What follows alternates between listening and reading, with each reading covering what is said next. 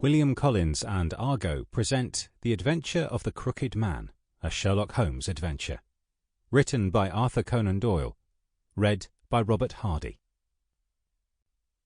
One summer night, a few months after my marriage, I was seated by my own hearth, smoking a last pipe and nodding over a novel, for my day's work had been an exhausting one. My wife had already gone upstairs, and the sound of the locking of the hall door some time before told me that the servants had also retired. I'd risen from my seat and was knocking out the ashes of my pipe when I suddenly heard the clang of the bell. I looked at the clock. It was 12:15. This could not be a visitor at so late an hour, a patient evidently, and possibly an all-night sitting. With a wry face I went out into the hall and opened the door. To my astonishment it was Sherlock Holmes who stood upon my step. "Ah, Watson," said he, "I hoped that I might not be too late to catch you." "My dear fellow, pray come in. You look surprised, and no wonder. Relieved, too, I fancy. You still smoke the Arcadia mixture of your bachelor days, then? There's no mistaking that fluffy ash upon your coat. It's easy to tell that you've been accustomed to wear a uniform, Watson. You'll never pass as a purebred civilian as long as you keep that habit of carrying your handkerchief in your sleeve. Could you put me up tonight?" "With pleasure. You told me that you had bachelor quarters, for one, and I see that you have no gentleman visitor at present. Your hat stand proclaims as much. I should be delighted if you will stay. Thank you, I'll fill the vacant peg, then. Sorry to see that you've had the British workman in the house. He's a token of evil. Not the drains, I hope." No, the gas." "He's left 2 nail marks from his boot upon your linoleum, just where the light strikes it. No, thank you, I had some supper at Waterloo, but I'll smoke a pipe with you, with pleasure." I handed him my pouch, and he seated himself opposite to me and smoked for some time in silence. I was well aware that nothing but business of importance would have brought him to me at such an hour, so I waited patiently until he should come round to it. "I see that you're professionally rather busy just now," said he, glancing very keenly across at me. "Yes, I've had a busy day," I answered.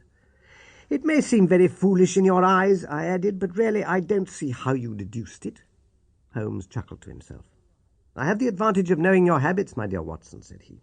"When your round is a short one, you walk, and when it is a long one, you use a hansom. As I perceive that your boots, although used, are by no means dirty, I cannot doubt that you are at present busy enough to justify the hansom." "Excellent!" I cried. "Elementary," said he. "It is one of those instances where the reasoner can produce an effect which seems remarkable to his neighbour, because the latter has missed the one little point which is the basis of the deduction. The same may be said, my dear fellow, for the effect of some of these little sketches of yours, which is entirely meretricious, depending as it does upon your retaining in your own hands some factors in the problem which are never imparted to the reader. Now, at present, I am in the position of these same readers, for I hold in this hand several threads of one of the strangest cases which ever perplexed a man's brain. And yet I lack the one or two which are needful to complete my theory. But I'll have them, Watson. I'll have them." His eyes kindled, and a slight flush sprang into his thin cheeks. For an instant the veil had lifted upon his keen, intense nature, but for an instant only. And when I glanced again, his face had resumed that red Indian composure which had made so many regard him as a machine rather than a man. "The problem presents features of interest," said he. "I may even say exceptional features of interest. I've already looked into the matter and have come, as I think, within sight of my solution. If you could accompany me in that last step, you might be of considerable service to me." "I should be delighted." "Could you go as far as Aldershot tomorrow?" "I have no doubt Jackson would take my practice." "Very good. I want to start by the 11:10 from Waterloo." "That would give me time." "Then, if you're not too sleepy, I'll give you a sketch of what has happened, and of what remains to be done. I was sleepy before you came. I'm quite wakeful now.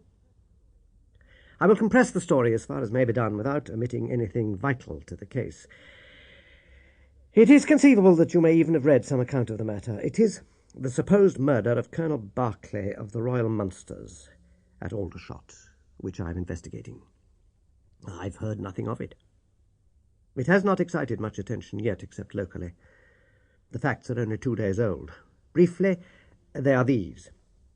The Royal Munsters Sample complete. Ready to continue?